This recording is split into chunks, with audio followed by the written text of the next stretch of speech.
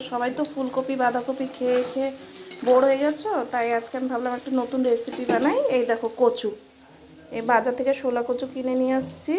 শোলা কচুটাকে piece piece করে কেটে নেওয়ার পরে আমি সিদ্ধ করে নিয়েছি। সিদ্ধ করে এই যে হলুদ লবণ দিয়ে মেখে রেখেছি, ভেজে নিয়েছি। মশলা রেডি করছি, জিরে গুঁড়ো, জিরে বাটা, ধনে বাটা, আদা বাটা, লঙ্কা।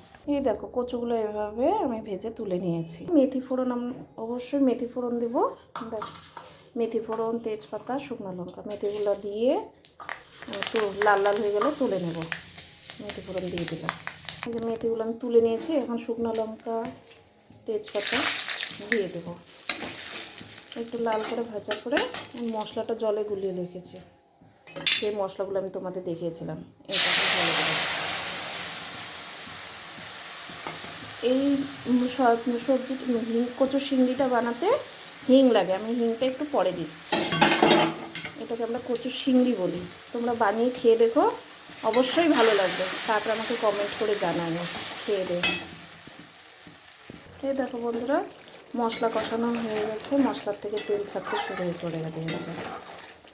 এখন আমি যদি কথার কোনো ভুল ত্রুটি হয়ে থাকে ক্ষমা করবে। এরপর আমি হিংটা দিয়ে দেবো মশলা কষানোর মধ্যে।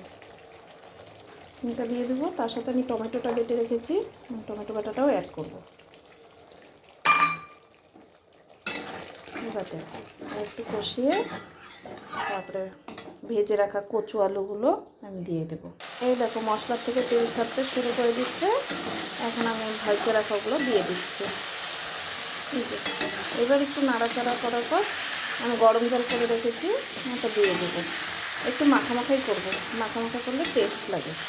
তোমরাও এভাবে বানিয়ে খেয়ে দেখো। এই দেখো বন্ধুরা, আমি জল দিয়ে দিয়েছি। এখন একটু ফুটবে আর একটু ঝোলটা কমবে, তারপরে আমি নামিয়ে দেবো। ঠিক আছে, ফাইনালি আমার সবজিটা তরকারিটা হয়ে গেছে। এই দেখো বন্ধুরা, এরকম কালার এসেছে। তোমরা অবশ্যই বাড়িতে বানিয়ে ট্রাই করে দেখো কেমন লাগে, আমাকে জানাও কমেন্টে। আর তোমাদের কেমন লাগলো অবশ্যই জানাবে। ওকে, বাই।